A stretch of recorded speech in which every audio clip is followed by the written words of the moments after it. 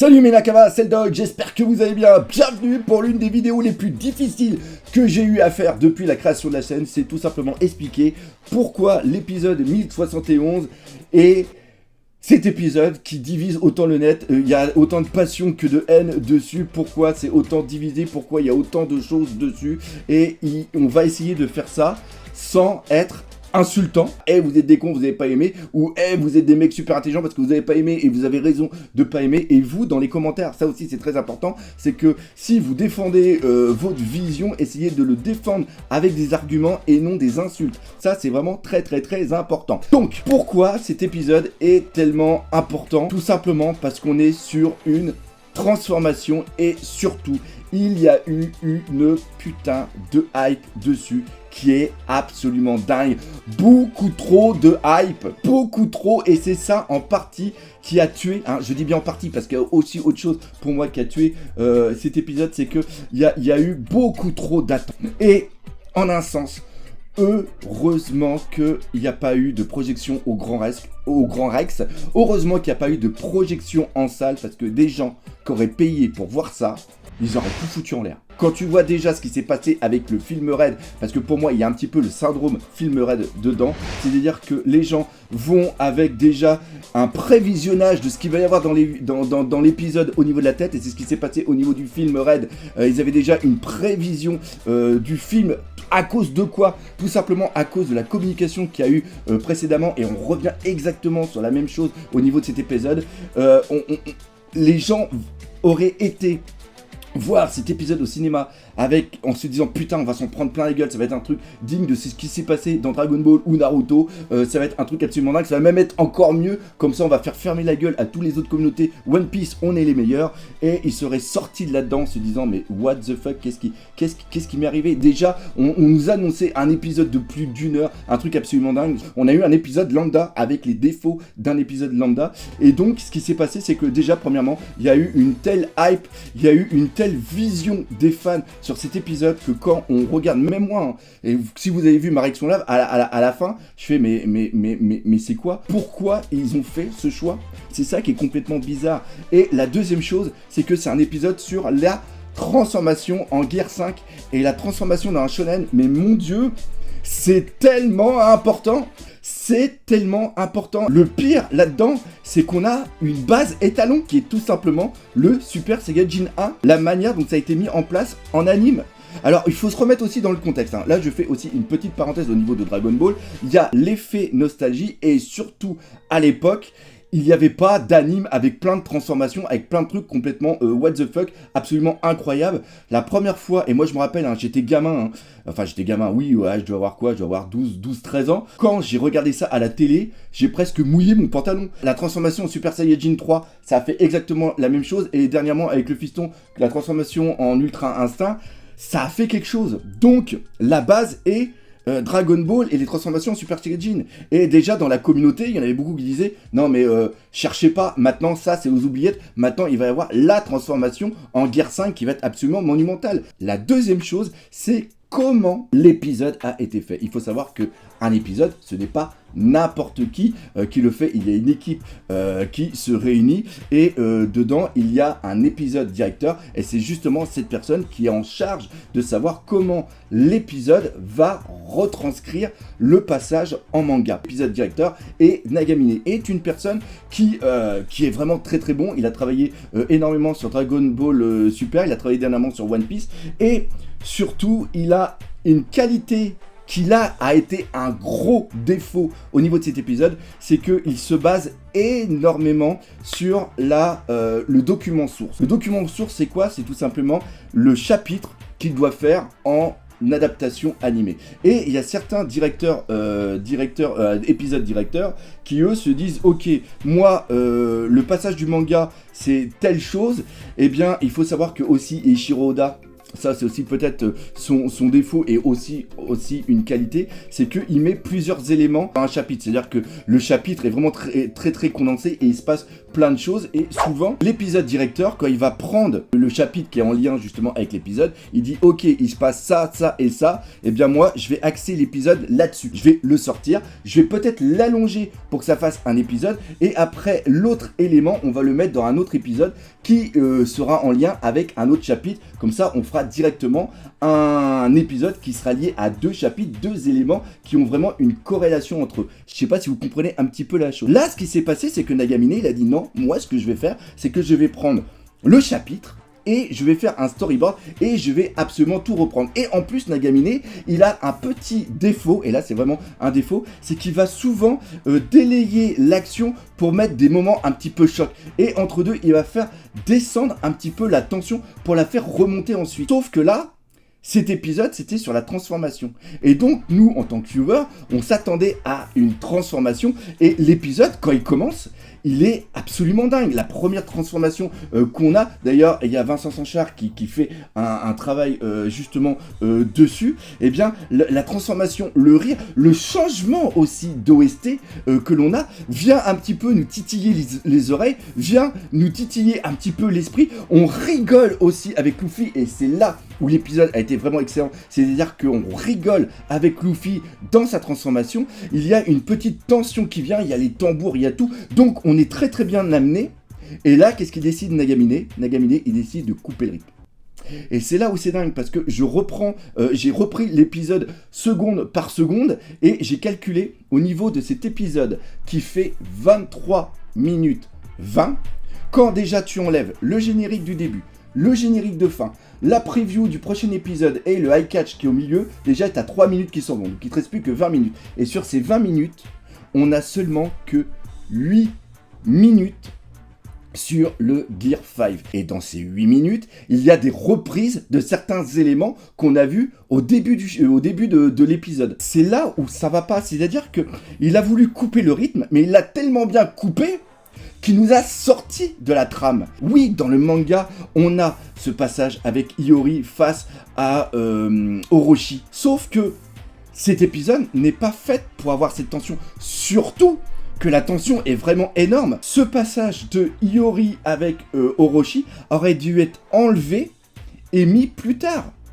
On a l'impression que il a essayé à étendre le plus possible pour qu'on ait l'éveil et la première attaque seulement dans cet épisode, pour que le prochain épisode soit vraiment centré que sur de l'action pure et dure. Parce qu'on a eu encore une fois un teaser, donc une hype qui est hyper montée, de nous dire le prochain épisode, vous allez voir quelque chose qui est absolument phénoménal. Sauf que ce qu'on nous a promis dans le prochain épisode, on nous l'avait promis dans cet épisode depuis le temps qu'on nous dit oui, ils ont contacté des mecs de la Warner Bros, ils ont contacté des mecs qui ont travaillé sur Naruto Shippuden. D'ailleurs, Naruto Shippuden, on va un petit peu en parler. Là, on va en parler pour la qualité de l'animation qu'il y a eu justement dans cet épisode. Il y a eu justement des grosses pointures. Yoon Se-tung qui a travaillé dessus. Non, je sais pas si Tomita a travaillé dessus, mais il y a Sato, il y a Saito aussi qui ont travaillé dessus. Enfin, il y a des trucs absolument dingues qui ont été faits. Mais ce qui se passe, c'est que ça, on nous l'avait annoncé. Et encore une fois, je reviens là-dessus. C'est une putain d'annonce qui nous a fait rêver sur un épisode qui allait être absolument incroyable, qui allait marquer les esprits. Et il n'a pas du tout marqué les esprits parce qu'il y a une très grosse rupture de rythme dans cet épisode. Et même après, quand on a ce combat, quand après le high catch qui est au milieu, qui est aux alentours de la 13e minute, où on revient vraiment dans le combat, et là on reprend encore une fois des scènes qu'on a vues au début, et là il y a le Luffy qui prend le Kaido. D'ailleurs il y a un petit passage en CGI, mais moi quand je fais la réaction là, je dis putain mais ça va pas du tout. Le dragon Kaido là, faut vraiment qu'ils arrêtent ça. Il est tellement bien dessiné en 2D, pourquoi aller foutre de la 3D? Ça vient totalement, encore une fois, casser l'immersion qu'on a à l'intérieur de ce chapitre. D'ailleurs vraiment très bon qu'ils aient pas foutu de la 3D au niveau du Gear 5, parce que sinon ça aurait totalement décollé et ça aurait peut-être perdu son âme. Ça on va revenir un petit peu tout à l'heure, mais tout ça pour dire que c'est au bout de la 13e minute où on a le combat qui dure à peu près 4 minutes, donc on est vraiment hypé et tout dedans, et à un moment il nous refout un flashback parce que Kaido est content que la fin du combat qu'il y a eu précédemment ne soit pas la vraie fin. Est-ce qu'il a besoin de remettre tous les passages qu'on a vus et revus? Et quand on revient sur le temps présent, c'est-à-dire le Gear 5, où on a le regard de Luffy contre le regard de Kaido, eh ben on a ça pendant 1 minute 20. Et après ça coupe et on a le générique, enfin pas le générique, mais on a le teaser de la prochaine fois. On termine l'épisode en se disant mais c'est quoi? Mais c'est quoi? Ils ont réussi à faire un truc absolument dingue, c'est-à-dire qu'on rigole, les animations vraiment, avec la nouvelle musique, même avec les bruitages qui viennent vraiment faire un peu cartoonex. Moi, personnellement, je suis de la vieille génération, donc moi j'ai connu The Mask, on a parfaitement du The Mask dedans. La déformation du personnage, la déformation de Kaido, enfin, il y a tous des éléments qui sont hyper cartoon, qui ne sont pas dans l'animation traditionnelle qu'on peut avoir au niveau de la Toei, collent parfaitement. Contrairement, par exemple, au combat qu'il y avait eu de Pain contre Naruto, où on a ce Pain qui essaie de courir sur l'eau, ou qui se prend un coup qui est complètement... le visage est totalement déformé, ou quand il se prend les rochers, qui se fait taper sur la tête, ça ne fonctionne pas du tout. Et pourquoi ça fonctionne pas du tout? Parce que l'animation qu'il y a au niveau du combat de Pain contre Naruto est hyper cartoonesque, qui n'a rien à voir avec l'univers de Naruto. Et donc, il décroche le spectateur, sauf que là, on sait, parce qu'on a vu le manga, d'ailleurs ça c'est très très bien, les Anime Only, dites-moi comment vous avez vécu un petit peu cet effet un petit peu cartoonex. Nous on savait, on avait anticipé justement comment ça allait être, et on est parfaitement rassuré. Franchement, ça marche, mais à merveille. L'élément qui se transforme, le Kaido qui se transforme aussi en cartoon, qui a les yeux qui partent et tout. Un petit peu bordélique au niveau du retour d'attaque, au niveau du Borobris. Parce que pourquoi? Parce que ça tourne un petit peu dans tous les sens, malgré qu'il y ait un mouvement de caméra sur le Luffy, sur le rocher, qui est absolument somptueux, tout simplement. Le travail de Vincent Sanchard, justement, quand il fait ce Gear 5 avec le ding ding ding ding ding ding ding ding, qui est absolument incroyable. Le début du chapitre avec de l'épisode avec les tambours et l'animation qui change en rythme des tambours, qui vient de plus en plus vite, qui vient nous amener. Enfin, c'est ça qui me fait chier. C'est ça qui me fait chier. C'est-à-dire que si tu enlèves certains éléments et que tu raccroches seulement que les parties du Gear 5 en enlevant aussi les flashbacks et sans amener les redites qui ont été utilisées, c'est incroyable. Les épisodes où il y a les transformations que je vous ai parlé, le début, il y a beaucoup de blabla, il y a beaucoup d'explications, et c'est seulement que la transformation finale avec le début du combat qui reste dans l'esprit. En vérité, tu te souviens de 2 minutes sur 21 minutes d'épisode, parce que les 2 minutes, ils t'ont tellement marqué qu'ils t'ont fait faire l'abstraction de tout ce qu'il y avait eu au début. Eh bien, ce qui se passe au niveau de cet épisode, c'est pas ça du tout, parce que les transformations sont tellement entrecoupées de passages que moi je juge, et encore une fois, seulement qu'à mon niveau, que je juge inutile, que l'émotion qui est véhiculée, parce qu'il y a quand même eu de l'émotion qui a été véhiculée, n'a pas lieu d'être dans cet épisode qui avait autant été teasé pour le Gear 5.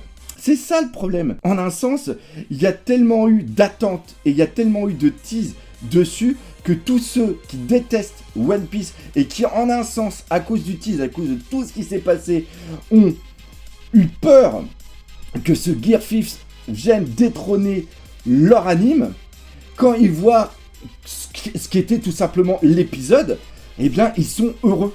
Ils sont heureux parce que ça n'est pas à la hauteur de ce que d'autres animes ont fait pour un élément narratif aussi important. Ce qui est très important, surtout à retenir, c'est que je ne dis pas que l'animation a été de la merde. Je dis seulement que le choix scénaristique n'a pas été bon compte tenu des enjeux de cet épisode. Pourquoi? Parce que là, malheureusement, on a vu un épisode lambda. On a vu un épisode de One Piece. On n'a pas vu un épisode qui doit marquer les esprits.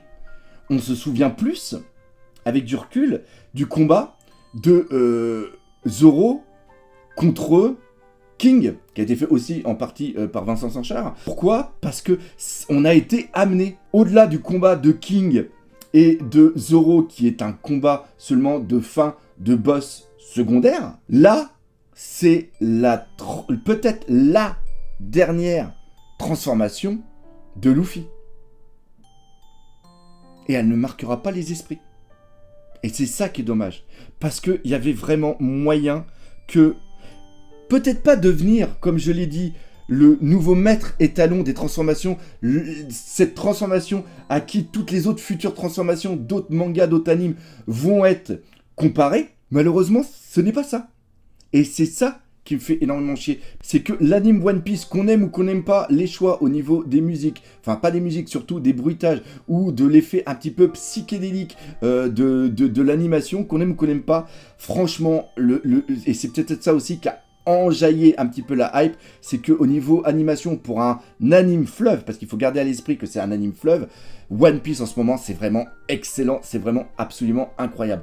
Et là malheureusement, ce n'est pas dans la vague de ce qu'on a eu précédemment. Et je trouve que c'est vraiment, vraiment, vraiment dommage. Il faut que la suite, l'épisode prochain, il faut qu'il soit absolument canon, il faut qu'il soit absolument fantastique, qu'il vienne faire un petit peu oublier cette transformation. Bref, j'espère que vous aurez aimé cette vidéo. Encore une fois, les commentaires sont là, mais essayez d'avoir des arguments et de ne pas être injurieux. J'espère que vous aurez aimé ma vision que j'ai eue de cet épisode, que je me suis bien exprimé. Si c'est le cas, n'hésitez pas à partager par exemple entre vous, laissez des commentaires, mais surtout, on n'oublie pas le principal, One Piece, c'est la vie. Allez, salut mes Nakamas.